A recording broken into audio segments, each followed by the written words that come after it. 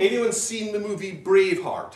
Yes. Yes. Great movie. Historically, of course, an absolute disaster. This was set much earlier, by the way. The first battle in Braveheart, Stirling Bridge, was 1297. Much, much earlier than Culloden's 1746. But the movie was just so wrong as far as what really happened there. For a start, the young French queen that he fell in love with, when he died, she was 9 years old. And in case you begin to worry, she didn't come to Britain until she was 12, which is 3 years after Wallace died. And ladies, I'm afraid to say he looked nothing like Mel Gibson. For a start, he never wore a kilt or a plaid in his life.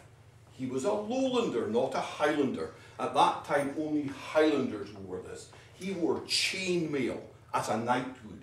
He did not wear a kilt, he did not wear a plaid. He was also a giant of a man, at least 6'6", if not 6'7".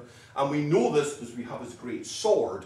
These great double-handed swords were made to measure. They were made to come up to here.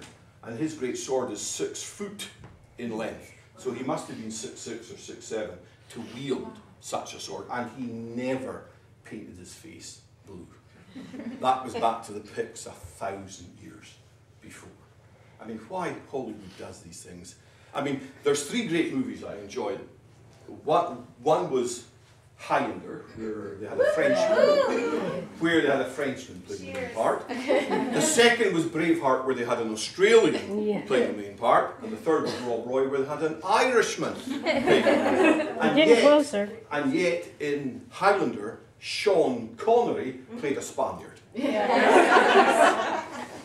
Makes no sense. I don't know if you heard this, but they are making a movie called The Great Pretender that's going to star Ewan McGregor. So Scotsman will be playing. Well, that's about time. About time we got a Scotsman playing the part. So, any other questions? The movie Rob Roy, was that? That was much, much more accurate to the period and the times. Somewhat put Rob in a better light than he should have been. Rob Roy was a thief. Rob Roy probably did steal the £1,000. In fact, are there any McGregors here before I say anything? I mean, the McGregors were renowned cattle thieves. The best in Scotland. In fact, they had the first protection racket in the world, even before the mafia had.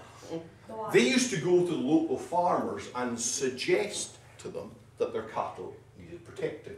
Oh no. And for a small fee, the McGregors would protect your cattle. Indeed, if you lost 2 or 3, they would replace them. Probably from your neighbour's herd, but they would replace them. Of course, if you didn't pay, your entire herd was gone the next night. That's some quiet Highland glen, never, ever to be seen again. In fact, the cattle were the famous black Highland cattle. And the price the McGregors asked was food, meal, oatmeal. That was what they asked. Instead of cash was of no use to them. It was meal they wanted. And the term, the word blackmail, came from that. Blackmail. Blackmail. The word was first formed to describe what the McGregors did. And you know, it got so bad that they had to set up a police force in the Highlands to watch over the black cattle.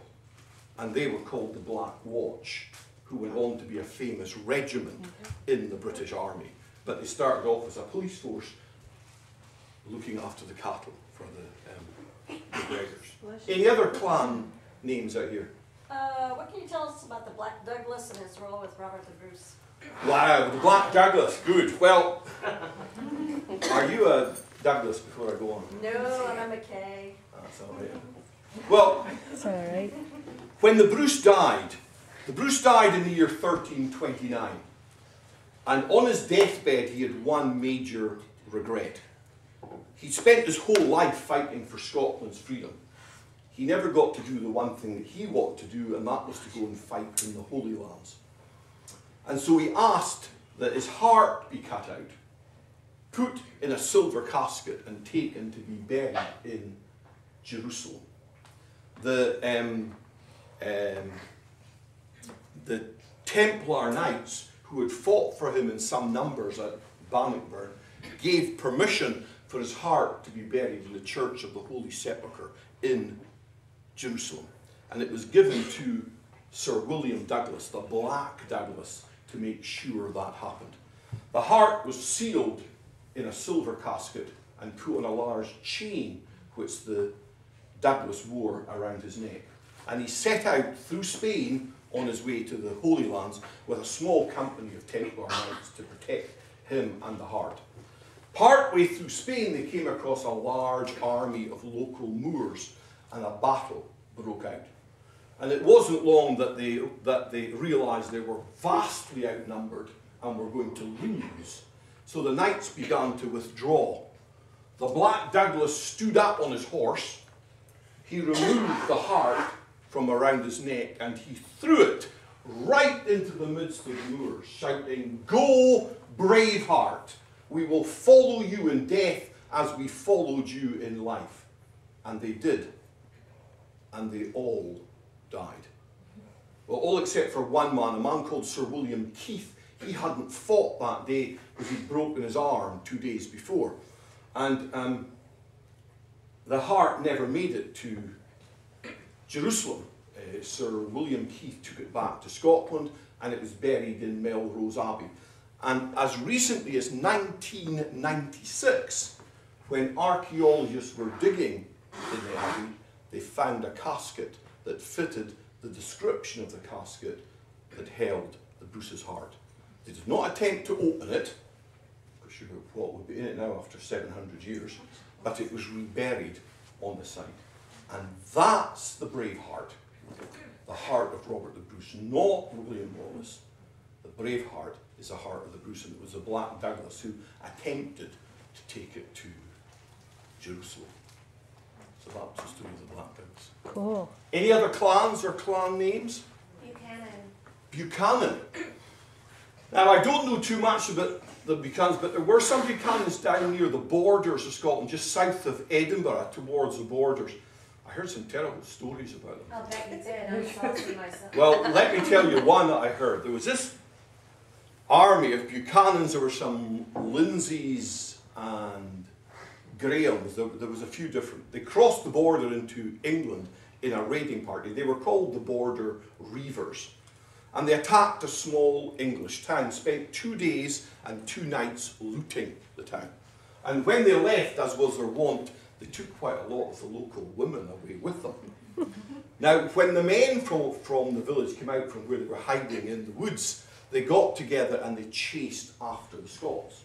On the second night, they caught up with them while the Scots were camped and sound asleep. They charged, took them by surprise, and won all their women back. But it said the next night, on their way home, when they were camped, the women crept out of the camp and made their way back. Yeah, that sounds like my family. Can't